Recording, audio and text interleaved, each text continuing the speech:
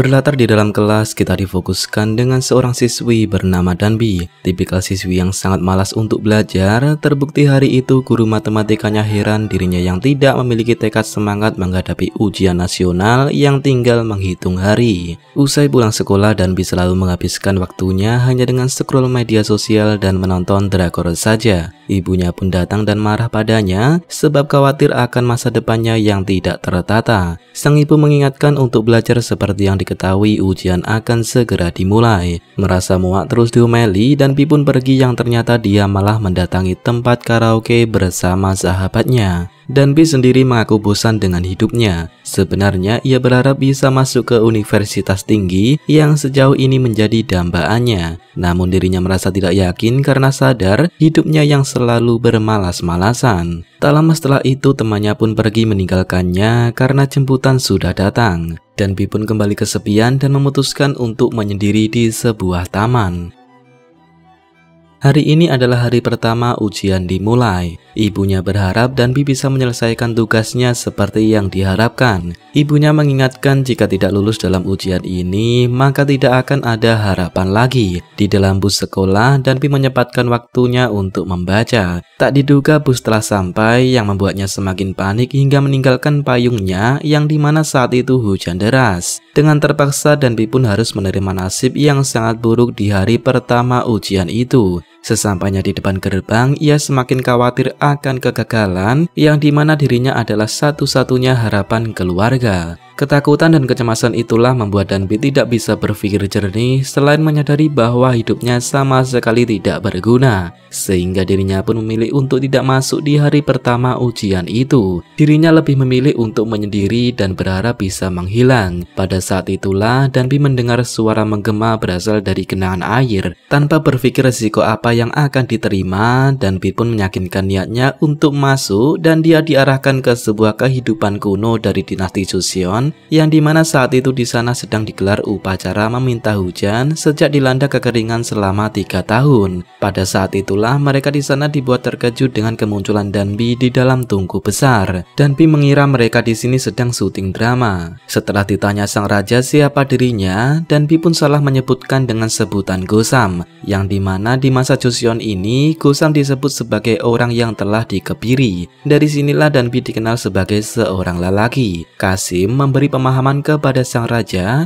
bahwa Gosam adalah seseorang yang telah diberi hukuman, sehingga Danbi dianggap sebagai ancaman untuk istananya. Disinilah Danbi diancam dan akan dibunuh untuk mengantisipasi dendam yang dibawa. Dan beruntungnya pawang hujan di sana mengatakan kehadiran Danbi di dalam tungku tersebut adalah hadiah dari Tuhan yang akan membawa hujan. Di waktu inilah Danbi teringat saat menonton drama sejarah dan kemudian beraksi sesuai apa yang mereka anggap sebagai perantara hujan. Di waktu mereka berpaling memohon padanya, Danbi memanfaatkan waktu itu untuk kabur dan menyelinap masuk ke ruang ganti dengan menyamar layaknya Kasim pada umumnya. Setelah kejadian tersebut, sang raja mengadakan rapat di mana dia akan mengeksekusi Danbi dan menegaskan pada mereka semua bahwa dirinya tidak percaya lagi dengan upacara ritual hujan. Mulai detik itu, sang raja mengumumkan akan menggunakan sains dan matematika untuk menghadapi kekeringan ini. Tapi itu pun ditentang oleh beberapa dewan di sana karena ini dianggap akan menghilangkan tradisi sebagaimana kepercayaan itu telah berjalan selama ribuan tahun. Danbi yang telah mendengar isi dari pertemuan ini pun kembali melarikan diri untuk menjauh dari mereka. Namun sayangnya ia ditangkap oleh seorang pria bernama Park Yeon yang dikenal memiliki hubungan dekat dengan sang raja. Alhasil Danbi pun dihadapkan padanya untuk menjelaskan apa yang sebenarnya terjadi. Dari sinilah Danbi baru menyadari bahwa dirinya sekarang berada di zaman Joseon yang tertulis pada buku sejarahnya. Sang raja tak segan akan membunuhnya karena pada dasarnya dia tidak percaya akan suatu hal yang tidak bisa dilogika, seperti kehadirannya saat ini yang dianggap bisa menurunkan hujan. Tak ingin berakhir di sini, Danbi mengaku bahwa dirinya berasal dari masa depan dan akan menyelesaikan krisis yang dihadapi istana dengan pengetahuannya. sang raja kemudian menyuruhnya untuk membuktikan dengan menyelesaikan tes yang diberikan. Danbi terlihat kesulitan karena huruf di zaman ini masih menggunakan abjad kuno. Namun setelah melihat rumus yang digambarkan, dirinya tahu bahwa itu adalah Pythagoras dan tidak perlu waktu lama untuk menyelesaikannya. Di saat inilah sang raja mulai kagum padanya karena orang lain saja perlu waktu beberapa hari untuk menyelesaikan soal ini. Mulai dari sinilah raja meminta Danbi untuk mengajarinya terkait perhitungan,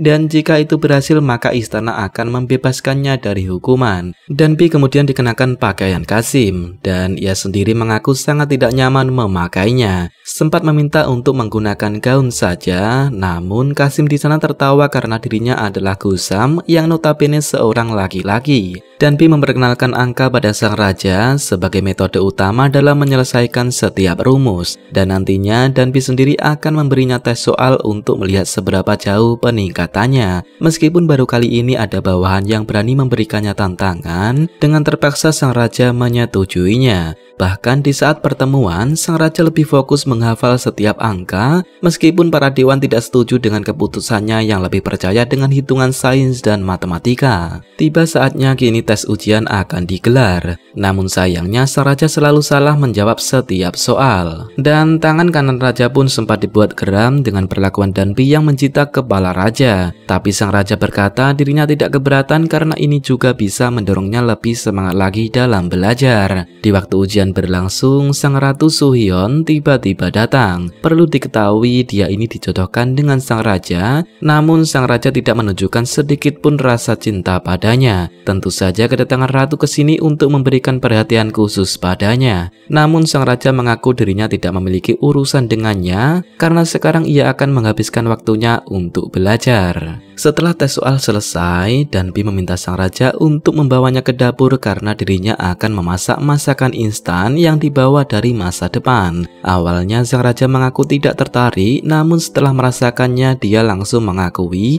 bahwa ini adalah masakan terenak yang pernah dirinya makan. Seiring waktu berjalan, hubungan mereka berdua semakin dekat. Danbi yang sadar akan asalnya dari masa depan membantu melengkapi kekurangan istana seperti menciptakan buku medis, buku anatomi, organ tubuh manusia, bahkan sampai buku pertanian. Usai pencapaian itu, raja memberinya hadiah berupa jeruk, yang dimana di zaman Joseon ini jeruk dianggap sangat berharga. Di malam harinya sang raja mengajak Danbi bermain bola. Setelah sang raja mempermainkannya dengan membuang bola tanpa arah, Danbi sedikit kesal akan hal itu karena bermain bola identik dengan berlari dan itu pun tidak dilakukan oleh sang raja. Sang raja pun berkata mana mungkin raja berlari. Danbi berusaha mengubah sedikit pola pikirnya yang seharusnya dirinya tidak terkekang oleh kedudukan, melainkan harus bisa hidup apa yang dirinya inginkan. Dari sinilah raja mulai bergerak. Walaupun kesannya terlihat jalan cepat, namun dia terlihat begitu puas karena berkat dirinya lah bisa mengulang kebahagiaan sebagaimana waktu kecilnya dulu. Perdana Menteri yang ternyata ayah dari Ratu Suhyeon memiliki rencana licik, yang mana dia telah menyuruh pelayan untuk menaburkan bubuk perangsang pada makanan sang raja. Hal ini dikarenakan dia menginginkan keduanya memiliki keturunan karena percaya jika Suhyeon melahirkan seorang anak, langit akan memberkatinya dengan hujan di mana krisis yang dialami sekarang ini. Tak lama setelah pelayan menyajikan makanan tersebut, sang raja malah memberikannya kepada Danbi yang mereka sendiri tidak tahu bahwa itu akan membuatnya halusinasi. Suhyeon yang yakin raja akan jatuh dalam pelukannya langsung menemuinya di dalam istana. Di hadapannya, Suhyeon tak akan menunda waktunya untuk melepas baju yang digunakan. Namun raja menghalanginya dan mengaku bingung dengan maksudnya. Di waktu itu juga Danbi keluar dari persembunyiannya. Dia yang tidak sadar pun mengaku Suhyeon mirip dengan temannya. Melihat ini, sang raja bingung apa yang telah terjadi. Sementara Suhyeon menjadi sangat malu dan memutuskan pergi dari sana. Kembali ke Danbi yang telah terangsang, menyosor sang raja tanpa membiarkan ada satupun celah bisa lepas dari pelukannya. Dan raja pun mengetahui apa yang terjadi padanya terkait dengan Suhyeon yang sempat menggodanya. Bahkan raja tidak memarahinya, justru malah mengantarnya pulang di penginapan. Di tengah perjalanan, sang raja tidak lagi sungkan mengungkapkan banyak terima kasih atas kehadirannya telah mengubah segalanya. Mulai detik itulah sang raja menjadikannya sebagai sahabat tanpa ada kedudukan antara keduanya.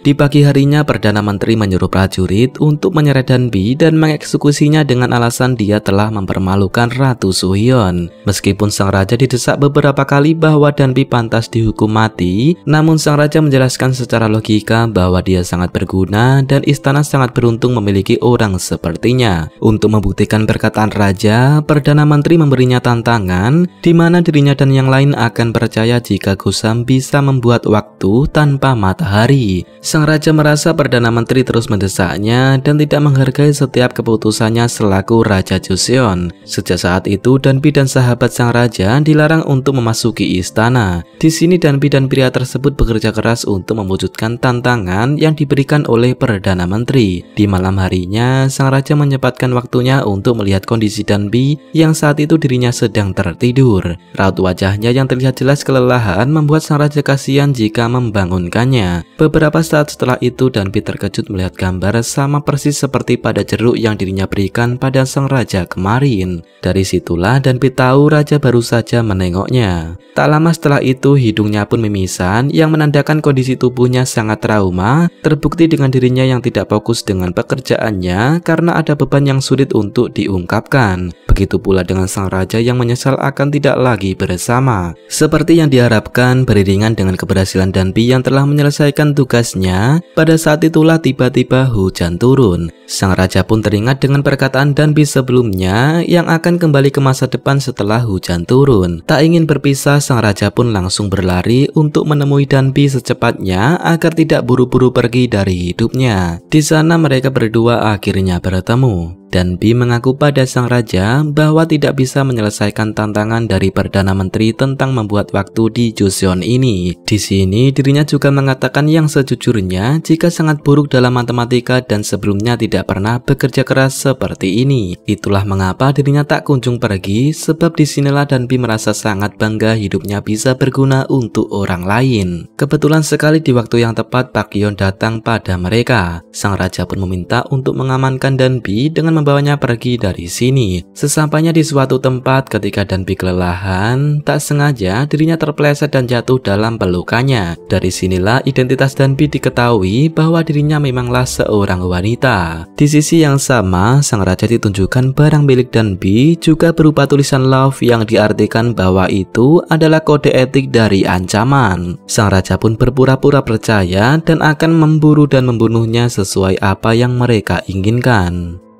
Sementara itu, Danbi mendapat ancaman dari para ninja yang akan membunuhnya. Park Hyon menyelamatkannya dengan membiarkannya pergi menunggangi kudanya, sedangkan ia akan di sini menghadapi mereka sendirian. Danbi pun diberitahu untuk segera pergi dan yakin sang raja akan menyusulnya. Di waktu yang bersamaan itu, sang raja juga dalam perjalanan. Begitupun dengan Suhyun yang mencari Park Hyon karena tahu dirinya pergi bersama Danbi. Tiba di suatu tempat, Danbi dihadapkan dua jalur yang membuatnya bingung. Mengetahui matahari adalah waktu, Danbi pun mengambil jalur barat untuk bertemu dengan sang raja. Sementara itu, Suhyun dan Park Hyon dipertemukan. Diketahui ternyata sejauh ini mereka berdua memiliki kisah asmara, tapi terhalang oleh jabatan ayahnya yang tidak merestui hubungannya. Sebenarnya Suhyun juga terkekang karena ayahnya yang terus mendesaknya untuk mendekati sang raja. Itulah alasan mengapa Park Hyon memilih tidak berbuat banyak, karena dirinya sadar derajat menentukan segalanya. Kembali ke Danbi yang saat ini telah sampai di tepi pantai. Tak berselang lama, raja pun datang dan mereka pun kembali bertemu. Di malam harinya mereka berdua menghabiskan waktunya dengan menatap langit penuh bintang sembari Danbi bercerita bahwa dirinya datang dari masa depan. Sang raja kemudian menuliskan kata love pada telapak tangannya. Danbi pun merespon dengan cepat bahwa kalimat itu mewakili perasaannya. Dari sinilah sang raja mengerti bahwa arti kata love adalah cinta, bukan kode ancaman yang sebelumnya mereka kira.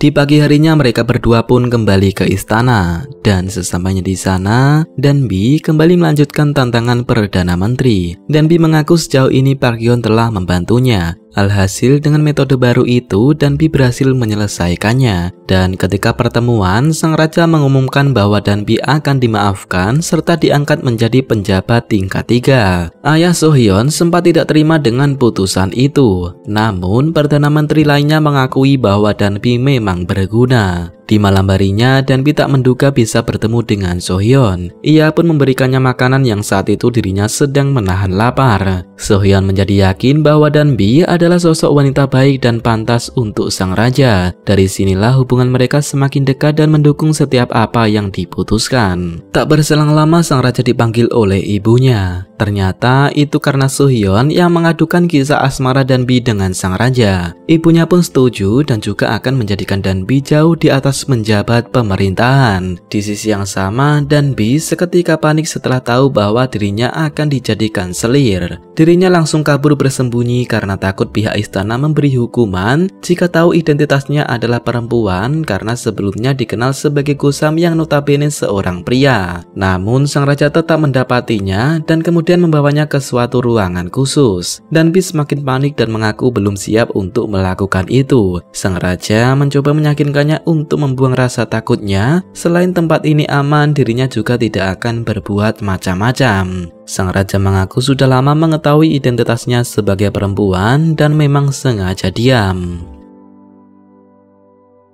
Keesokan paginya, Danbi yang rindu dengan ibunya di masa depan tiba-tiba dikejutkan dengan kedatangan Sohyeon yang mengatakan ada seseorang ingin bertemu dengannya. Dan setelah dipertemukan, ternyata dia adalah ibu dari sang raja yang sangat mirip sekali dengan ibunya sendiri. Danbi pun tak kuasa menahan air matanya karena selama ini dirinya tidak mencerminkan seorang anak sebagaimana ia adalah harapan satu-satunya. Sehingga di malam harinya, Danbi meyakinkan niatnya untuk meninggalkan Joseon dan hidup dengan ibunya.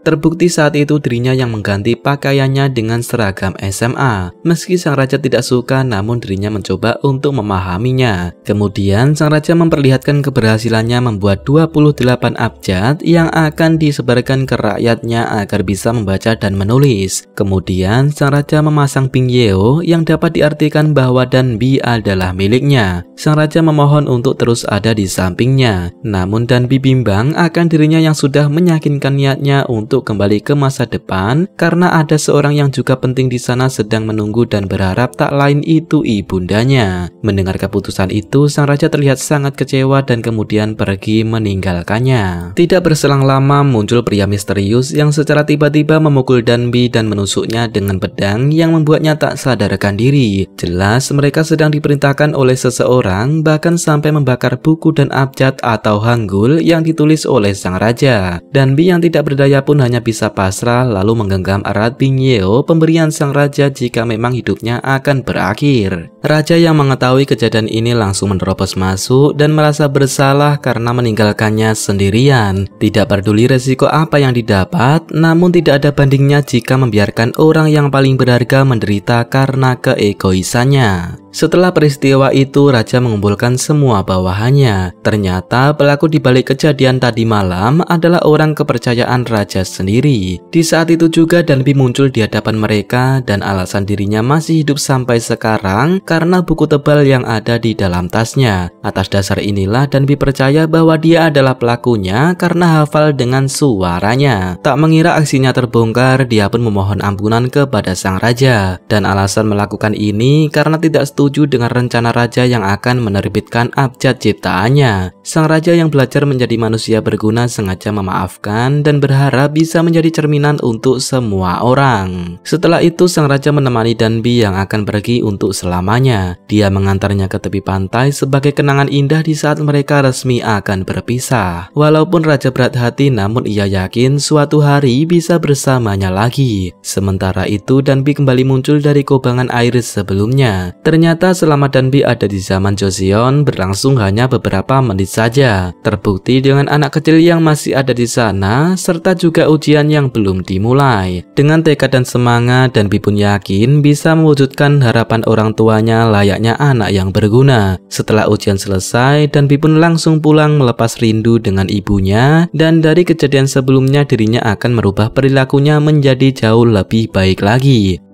Beberapa hari kemudian, Danbi diterima di universitas sesuai harapannya. Di hari pertamanya masuk, saat itu hujan turun dari langit yang membuatnya teringat dengan peristiwa sebelumnya. Tak berselang lama, datang seorang memayunginya yang kebetulan sekali dia mirip dengan sang raja. Dia berkata jika dirinya berdua dulu pernah bertemu, dan di masa ini mereka akhirnya menjalani hidup bahagia.